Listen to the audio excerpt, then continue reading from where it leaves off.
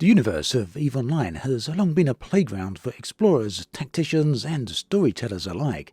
Now, since the launch of EVE Online all the way back in 2003, players have really dropped themselves into a vast interconnected galaxy teeming with lore and limitless possibilities.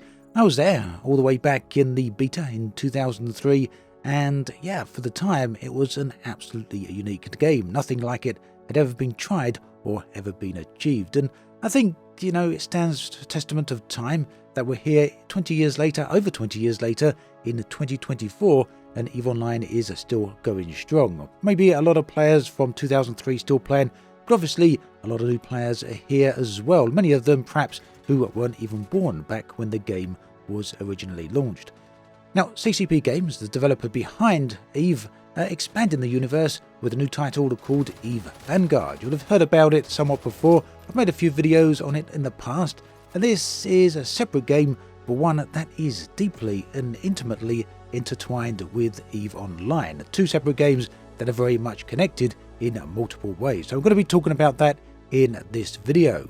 I've also had access to EVE Vanguard over the weekend during a play session, and you can see the footage of that on the screen right here. So as I'll be talking, you can see me doing a little bit of gameplay with EVE Vanguard. Now, this video is sponsored by CCP, so my thanks to them for that. Do check out the links in the video description where you can find out everything you need to know. That includes a link to the Discord server for Vanguard, which contains the announcements weekly, regularly, that reveal much of the upcoming information, and that's what some of this video, or a lot of this video, is actually based on.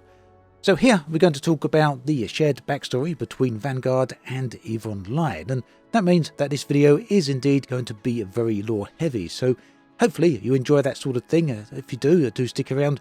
If not, you may want to check out the mining content or hang around for that, which is further into the video.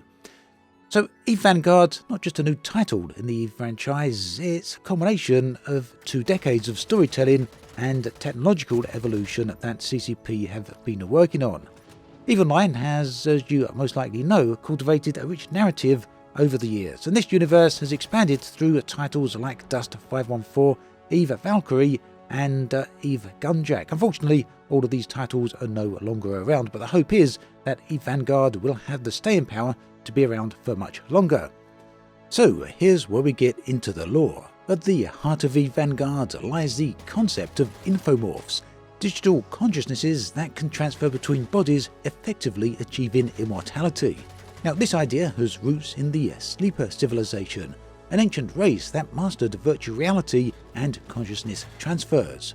Now, the interesting thing here is that over the years, the various games that CCP have developed in the EVE Online universe, in the EVE universe, have had different aspects of lore created. And with EVE Vanguard, these are all being combined together. And this makes sense, right? After all, it is one big universe. So this brings us to the Arc Combine mercenary group, led by a figure known as Lifegiver. So Lifegiver plays a pivotal role in EVE Vanguard and has in fact unified the technology of Sleeper technology, that's the ancient race that we discussed earlier, with the War Clone technology that already exists in the EVE universe. So War Clones are soldiers whose consciousness can be transferred into new bodies upon death, and this makes them formidable on the battlefield, whether that's on land, sea, air, or even in space. Now, this brings us to the War Clone technology itself. We've got first generation War Clones and the second generation War Clones. The first generation War Clones are the original War Clones, and these were connected to the inner virtual world known as the Fulcrum. Lifegiver aims to bring harmony to these War Clones within the Fulcrum itself.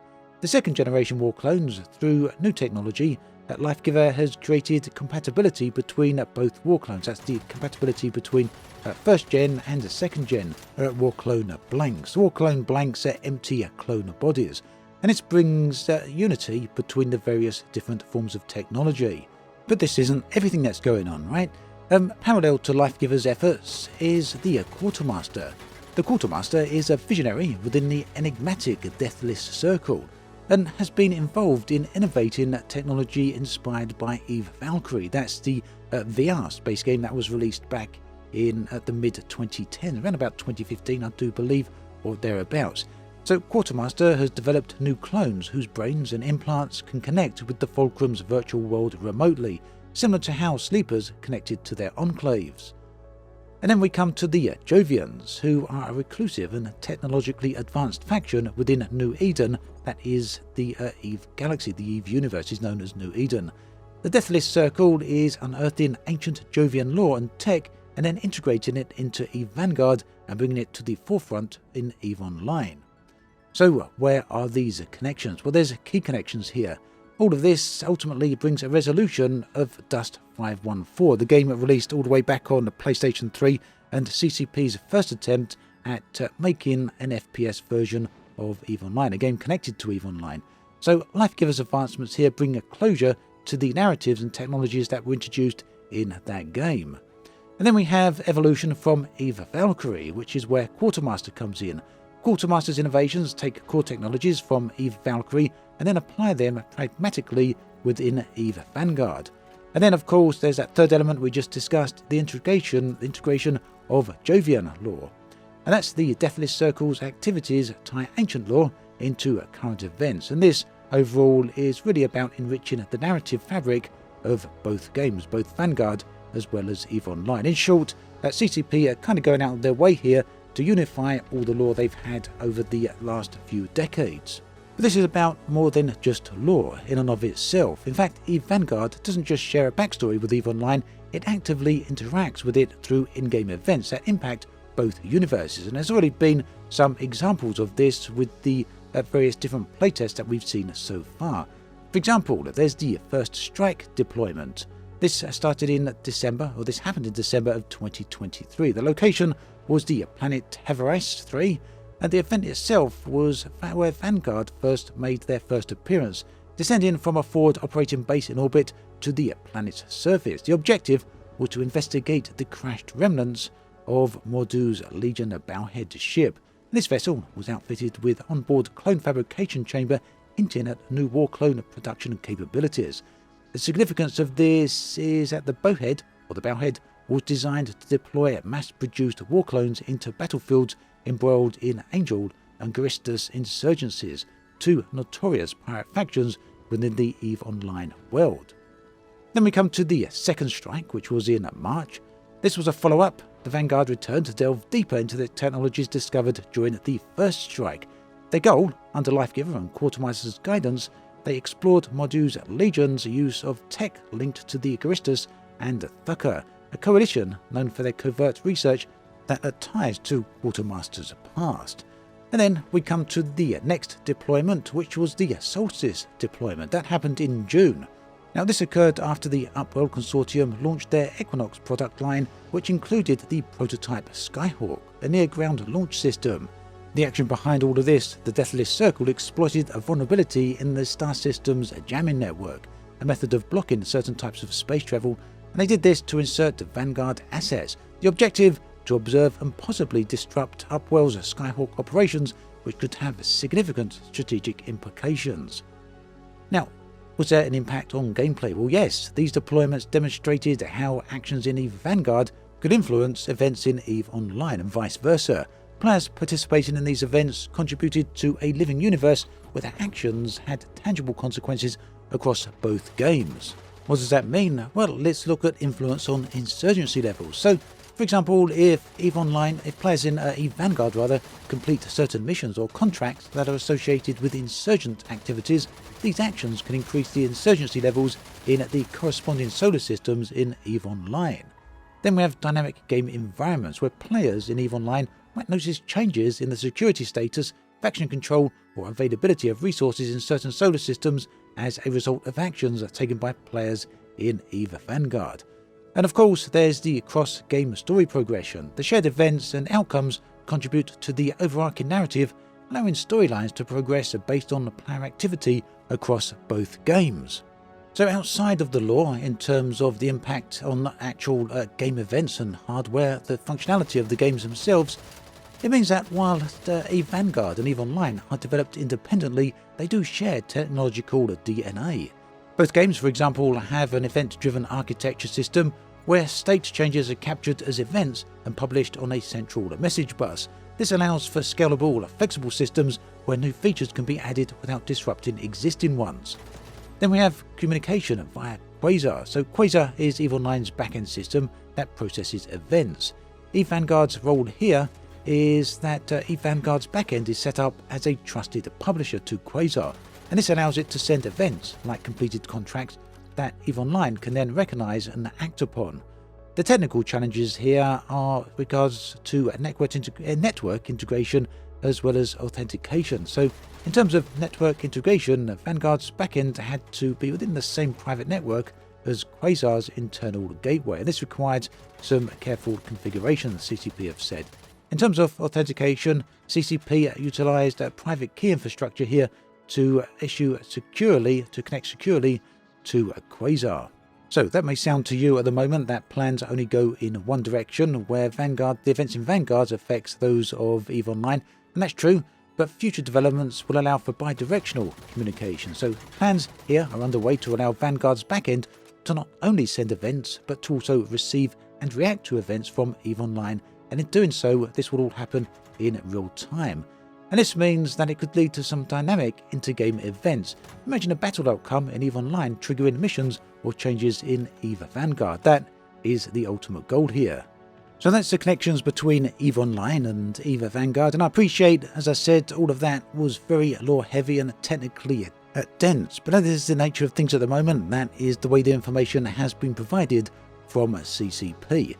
Now, moving away from that, we can have a quick focus on mining in EVE Vanguard, and this gives us an introduction to the cutting tool. So mining, of course, has always been a crucial and critical activity within New Eden, and those of us who were around in 2003 with EVE Online will remember the very early days of mining those asteroids. It was, a relaxing pursuit in some cases, and a pretty intense one in other cases when you had, enemies and other people hot on your heels trying to take what you'd achieved and gathered. So providing resources then is essential for shipbuilding, trading and more when it comes to EVE Online and EVE Vanguard. And EVE Vanguard introduces a fresh take on mining with its cutting tool. So what is the cutting tool? Well, its function is as an equipable tool designed for precision tasks. It emits a laser beam that interacts with specific targets like mineral deposits, wreckage and locked containers. Now, in the footage you can see on the screen that this is very early asset designs. In fact, it doesn't have full-on assets. This is prototypes. So visually, this isn't what the final version is going to look like. But on screen here, you can see some concept images of the current design that the developers are working on for the cutter. And these look pretty nice indeed. But ultimately, the design here is rugged and durable. It's built to withstand harsh environments that we'd find down on the planets, and it's easily disassembled for maintenance and repair.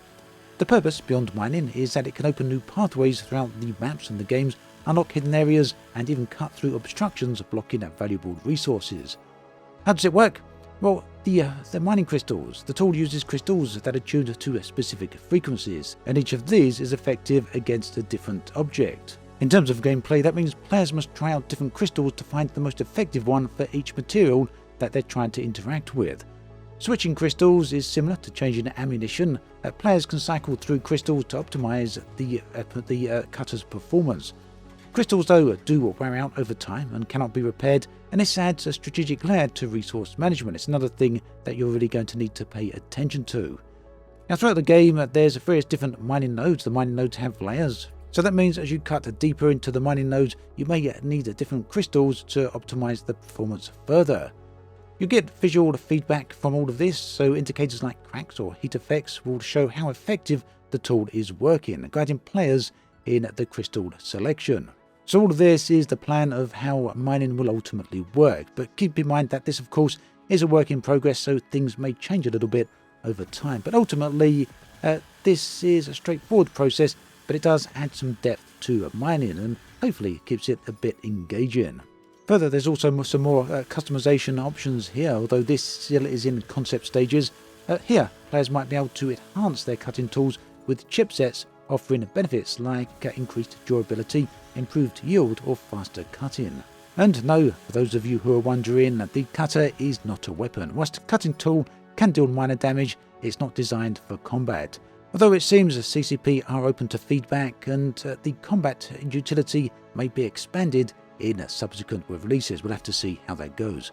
So there we have it. That brings us to the end of this video. I do hope you've liked it. Thanks for watching it all the way through to the end. There's another video linked on the screen right here if you want to check that one out.